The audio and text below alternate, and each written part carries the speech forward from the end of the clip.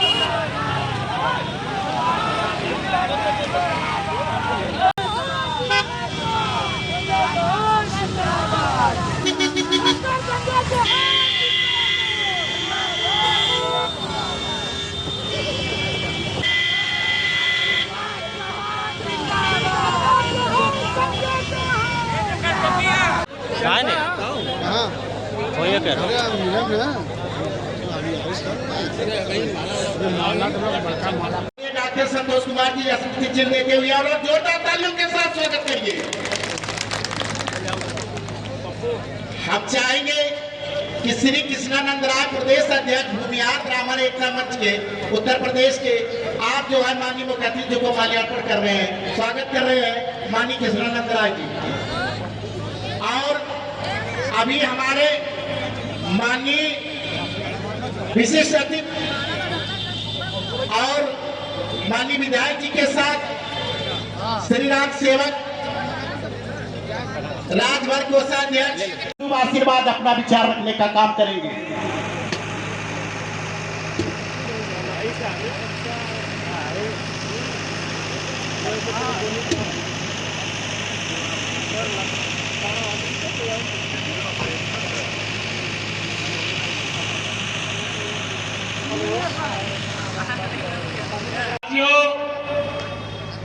जब देश का राजा देश को बेचने की नौबत खड़ी कर दे और देश की एक एक संपत्ति इस देश के पूंजीपतियों के हाथों में दे दे और पूंजीवाद और सामंतवाद जब प्रबल होता है तब समाजवादी और जनवादी क्रांति का होना लाजिम हो जाता है। मैं अपने सभी जनवादी और समाजवादी साथियों से आग्रह करूंगा कि साथियों, अगर देश बचाना है, क्योंकि भाजपा जिस तरह से देश को लेके जा रही है, अगर आगे भाजपा के हाथों में यह देश रहा तो आने वाली पीढ़ी को इतना कमजोर भारत मिलेगा, आने वाली पीढ़ी को इतना गरीब भारत मिलेगा कि हमारी आने वाली पीढ़ियों के लंबा संघर्ष करना पड़ेगा। इस देश को पुनः उस स्थिति में लाने के लिए, देश को सामंतवादियों और पूंजीवादियों से मुक्त कराने के लिए एक बड़ी जंग करनी पड़ेगी। इसलिए एक बड़ी जंग की बुनियाद आने वाले समय में हमारे नौजवानों और हमारी पीढ़ियों को झेलना पड़े। इससे पहले 2022 में भाजपा को उत्तर प्रदेश से हटा करके भाजपा के खात्मा की शुरुआत हमें उत्तर प्रदेश से कर देनी है। और मैं आज चंदौली में आया हूँ, मैं अपने चंदौली के समाज के लोगों से बात करने आया हूँ। मैं आपसे जानना चाहता हूँ कि चंदौली से मैं लोकसभा का चुनाव लड़ा था, मैं चुनाव जीता था कि हारा था? जबरदस्ती मुझे चुनाव हराया गया है कि नहीं हराया गया है, और किन लोगों ने मुझे चुनाव हराया है? भाजपा और योगी और इनको गुंडों ने, सबका गठबंधन हुआ। भाजपा ने मुझे चुनाव हराने के लिए यहाँ के माफियाओं को एक साथ बिठाने का काम किया था कि नहीं किया था?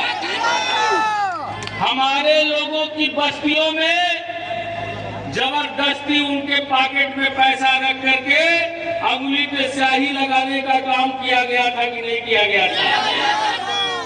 योगी जी कहते हैं हम बुलडोजर चला रहे हैं गुंडों पर। योगी जी से मैं पूछना चाहता हूं कि कौन गुंडों पर बुलडोजर चल रहा है? योगी जी का बुलडोजर का मुंह किस तरफ है?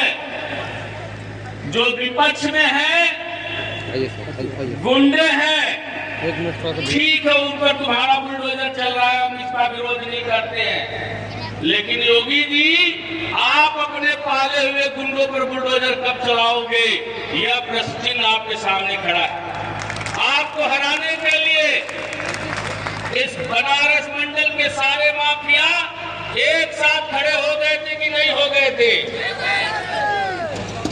सभी माफिया अलग अलग पार्टी में थे, सभी गुंडे अलग अलग पार्टी में थे, लेकिन जब डॉक्टर संजय चौहान को हराने की नौबत आई तो सारे गुंडे भाजपा के साथ इकट्ठा हो गए थे कि नहीं हो गए थे? तो साथियों, इन गुंडों और माफियाओं का जवाब 2022 में आपको देना है कि नहीं देना है?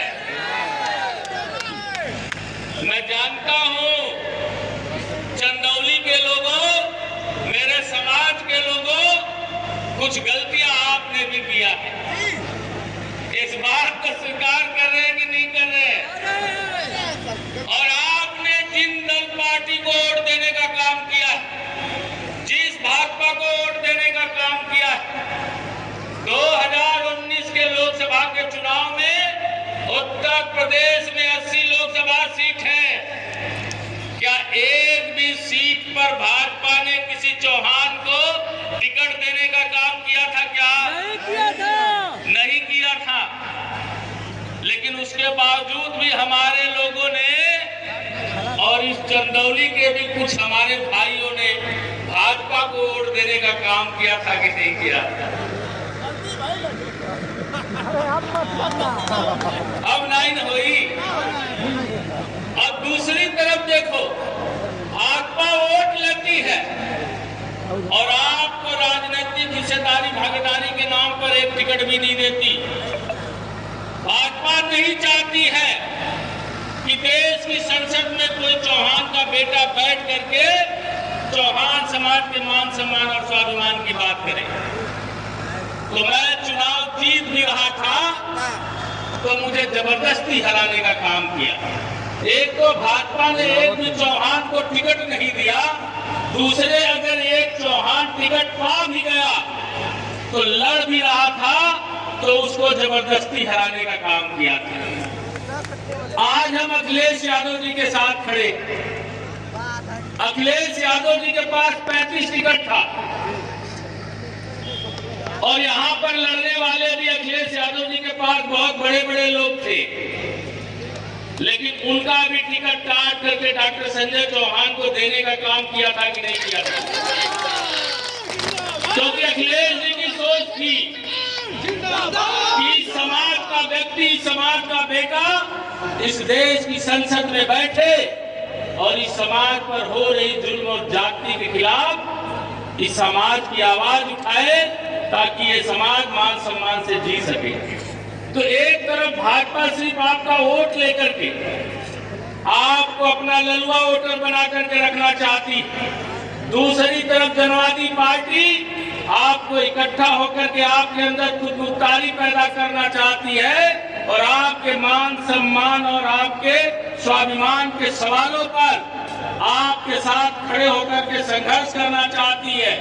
दूसरी तरफ हम जिनके साथ खड़े हैं, अखिलेश यादव जी की सोच है कि वो इस समाज का व्यक्ति इकट्ठा हो, मजबूत हो, इस समाज का नेता मजबूत हो, ताकि इस समाज के मान सम्मान पर कोई उंगली नहीं उठा सके। तो जो आपको देना चाहता है, जो आपके मान सम्मान के साथ खड़ा है, जो आपके नेता को मजबूत बनाने के लिए खड़ा है, 2022 में उसके साथ आप लोग खड़ा रहेंगे कि नहीं रहेंगे? और मैं आप लोगों से निवेदन करने आया हूं साथियों कि आप चाहते हो कि आपका नेता का सम्मान मजबूत हो, आप चाहते हो कि आपका नेता मजबूत हो, आप चाहते हो कि आपकी पार्टी मजबूत हो, तो इस मजबूती के लिए एक संकल्प आपको लेना होगा। इस चंदौली जिले में चारों विधानसभा सीटों पर समाजवादी पार्टी, जनवादी पार्टी का गठबंधन चुनाव लड़ता है और जितने चौहान समाज के बूथ हैं, सारे बूथों से जिस दिन समाजवादी पार्टी जीत जाएगी, आपके पार्टी और आपके नेता का मान सम्मान मजबूत हो जाएगा। गठबंधन में आपके नेता की हैसियत मजबूत हो जाएगी। मैं आप सब लोगों से जानना चाहता हूं कि 2022 के विधानसभा के चुनाव में आप चौहान समाज के जितने लोग यहाँ बैठे हैं, जनवादी पार्टी के जितने कार्यकर्ता और समर्थक साथी बैठे हैं, अपना अपना बूथ जिताने का काम करेंगे कि नहीं करेंगे? और मैं जानता हूं कि ये जो मुगलसराय विधानसभा है, अगर इस मुगलसराय विधानसभा पर भाजपा को वोट चौहान देना बंद कर दे, चौहानों के गांव से भाजपा का खाता नहीं खुले, तो क्या भाजपा जीत पाएगी? क्या चकिया जीत पाएगी? क्या सैयद राजा जीत पाएगी? क्या सकलडिया विधानसभा पे और अंतर जीत का बढ़ जाएगा, इसे कोई रोक नहीं पाएगा। और मैं यही आश्वासन और आपसे भरोसा लेने के लिए आया हूं साथियों।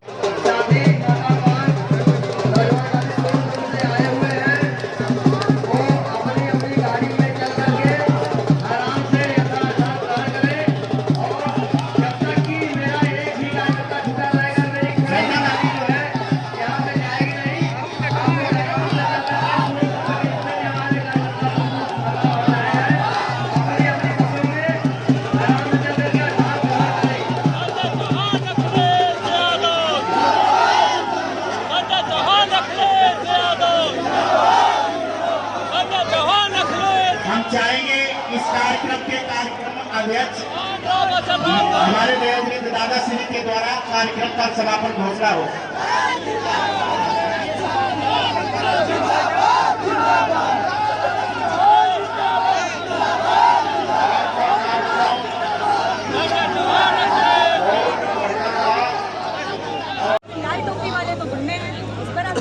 देखिए, लाल टोपी आप जब दुनिया भर के इतिहास का अध्ययन करेंगी तो लाल चीज हमेशा क्रांति का प्रतीक होता है, शगुन का होता है। अगर बहन बेटियों की शादी भी होती है तो उनके हाथ में पहले दिन ढेर सारा लाल कंगन होता है, सिंदूर होता है। तो ये लोग सामंती लोग हैं और लाल से जो गलत लोग होते हैं, जैसे सांड है, पशु है, वो भड़कता है, तो इसी तरह सांड की मानसिकता वाले जो लोग हैं वो लाल टोपी से भड़कते हैं।